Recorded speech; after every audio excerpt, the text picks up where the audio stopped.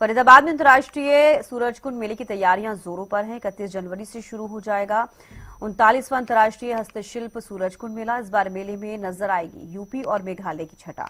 UP और मेघालय को बनाया गया था थीम स्टेट। सुरक्षा को लेकर भी कड़े इंतजाम किए गए हैं। सीसीटीवी से निगरानी होगी। 31 जनवरी से लेकर 15 फरवरी तक चलेगा मेला। फरीदाबाद में लगने वाले अंतर्राष्ट्रीय हस्तशिल्प सूरजकुंड मेले की तैयारियां शुरू हो गई हैं और मेला सब जब अंदर आता है तो कहीं ना कहीं मौज मस्ती भी एक तरह से सामने घूम जाती है कि किस तरीके से मेले में मौज मस्ती होती है। तमाम परिवार के साथ लोग यहाँ पहुंचते हैं लाखों की संख्या में हर साल, और यहाँ आप देख सकते हैं कि इसकी तैयारियां जो है जोरों पर आपको नजर आ जाएंगी। अपनी पूरी दुनिया में अपनी पहचान बना चुके इस मेले को लेकर पहले से ही तैयारियां की जाती हैं। और अब की बार क्या कुछ खास रहने वाला, क्या थीम स्टेट रहने वाली है, कब से ये शुरू होगा, कौन सा ये मेला है, तमाम जानकारियों के साथ हमारे साथ यहाँ पर जो मेले के नोडल अधिकारी हैं हरविंदर यादव जी, वो यहाँ मौजूद है। सर, किस तरीके की तैयारी, कौन सा मेला अब की बार लगने वाला है? जी नमस्कार। सबसे पहले तो हरियाणा न्यूज देखने वाले सभी दर्शकों को नमस्कार। और मेला अथॉरिटी हरियाणा सरकार और पर्यटन निगम की तरफ से मैं सबका स्वागत करता हूं, अभिनंदन करता हूं। जैसा कि ज्ञात है सभी को, इस बार ये 39वां सूरजकुंड अंतर्राष्ट्रीय मेला है जो 31 जनवरी से शुरू होएगा और 15 जनवरी तक रहेगा यहाँ पे। और आपने जैसे ज्ञात होगा मेले का भी जब घुमा है तो मेले की जोर शोर से तैयारियां चल रही हैं। थोड़े युद्ध स्तर पे हम लोग इस बार बदलाव किए यहाँ पे, और जाहिर है कि हम कोशिश करेंगे कि सभी को पसंद आएंगे। थीम स्टेट की बात करें या कंट्री पार्टनर की बात करें, क्या कुछ रहने वाला है? जी, इस बार उत्तर प्रदेश और मेघालय दोनों हमारे थीम स्टेट रहेंगे और Egypt as a partner nation हिस्सा ले रहा है यहाँ पे। तो उत्तर प्रदेश की छटा देखने को मिलेगी यहाँ पर मेले में। और आप कह रहे बहुत सारे बदलाव किए हैं मेले में, क्या बदलाव किए गए हैं? बदलाव का एक तो मेले को सुगम बनाया गया, रास्तों का चौड़ीकरण किया गया ताकि आना जाना आवाजाही सुनिश्चित हो जाए, वाहनों की भी सुनिश्चित रहे। मेले से पहले और मेले के बाद में जो वाहन आते हैं उनके लिए रोडों का चौड़ीकरण किया गया है। दर्शकों को भी यहाँ पे भीड़ ना देखने को मिले इसलिए रास्ते चौड़े किए गए हैं और खुला किया गया। शिल्पकारों को आगे बढ़ाने के लिए मेला लगाना शुरू किया गया था। आपकी बार 39वां मेला लग रहा है। कौन कौन से बड़े शिल्पकार यहाँ पहुंचेंगे, किस तरीके से उनका रहने वाला है यहाँ पर? जी, कुछ तो हमारी स्पॉन्सर एजेंसी है जो हैंडलूम और हैंडीक्राफ्ट मिनिस्ट्री की तरफ से आएंगे। बाकी मेला अथॉरिटी भी चुनाव करती है, 250 से ज्यादा स्टॉल्स आमंत्रित करते हैं। वो हमने इस बार ऑनलाइन पोर्टल के थ्रू आमंत्रण किया था उनका, और लगभग काफी संख्या में लोगों ने उसमें निवेदन भेजा अपना, तो एक शॉर्ट लिस्ट करके ना किया जाएगा और अच्छे कारीगरों को ही यहाँ पे दिया जाएगा।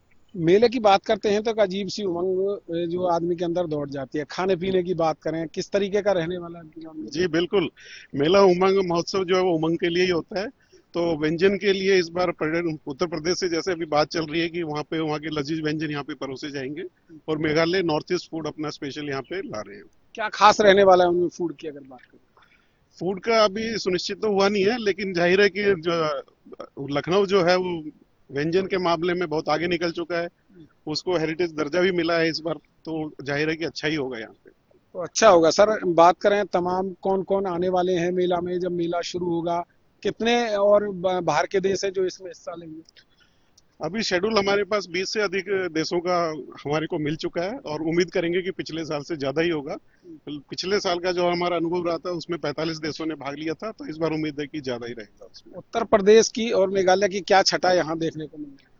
उत्तर प्रदेश विरासत, सबसे पहले तो मैं कहूंगा कि वो पूरा विरासत में काफी रिच है इस मामले में, तो उनका पूरा यहाँ पे देखने को मिलेगा। और मेघालय अपने आप में एक सुंदरता है, वहाँ पे पर्यटन जो है वो प्राकृतिक रूप से काफी अच्छा फलता फूलता है, तो उनका भी यहाँ पे छटा देखने को मिलेगा। सर, क्या कुछ रहने वाला है अब की बार? जो दर्शक आएंगे तमाम, उनको आप क्या, आपकी अपील है, क्योंकि तमाम लोग परिवार के साथ पहुंचते हैं, किस तरीके की व्यवस्था रहने वाली है, किस तरीके से आप उनको अपील करेंगे? जी, पहले तो मैं सभी को ये बताना चाहूंगा कि हरियाणा रोडवेज और दिल्ली मेट्रो की तरफ से यहाँ पे जो संचालन होगा मेले तक पहुंचने के लिए एक्सेसिबल बनाया गया है। रोडवेज की तरफ से शटल बसों का भी प्रबंध किया गया है, तो मेले तक पहुंचना काफी सुगम रहेगा। हमारी फेरी सर्विस पार्किंग स्थानों से लेके मेला गेट तक की भी छोड़ेगी उनको, वो भी सुगम बनाएगी है। पूरी दुनिया में अपनी छाप मेला जो है बना गया है लगभग। और किस तरीके से देखते हैं अब की बार, और क्या खास इसमें रहने वाला है? निश्चित रूप से इसने विश्व स्तर पे अपनी छाप छोड़ी है, तो हमारे पास उस चीज के लिए इसको और बढ़ाने चढ़ाने का हमेशा ये रहता है दायित्व कि इसको और अच्छा इंप्रूव किया जाए और बेहतरीन किया जाए। अब की बार क्या स्टॉल बढ़ाई गई हैं या कितनी टोटल स्टॉल रहने वाली है? जी, इस बार स्टॉल्स नहीं बढ़ाई गई, नंबर ऑफ स्टॉल्स तो उतने ही रखे गए हैं, लेकिन हमने थैच वर्क जो हमारा होता था उसको कम करके और उसको फाइबर सीट में कन्वर्ट किया है।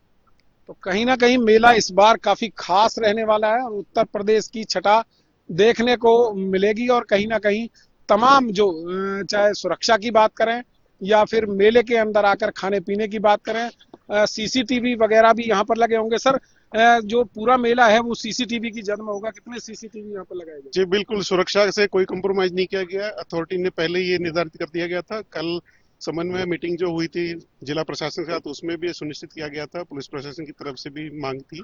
हमने जो डिमांड थी उसी के हिसाब से 650 के करीब सीसीटीवी, जो पिछले साल के मुकाबले 250 सीसीटीवी ज्यादा हैं, जिसमें पीटीजेड कैमरे भी हमने बढ़ाए हैं और सुरक्षा को मद्देनजर रखते हुए इसमें कोई कोताही किसी तरह की नहीं रखी गई है।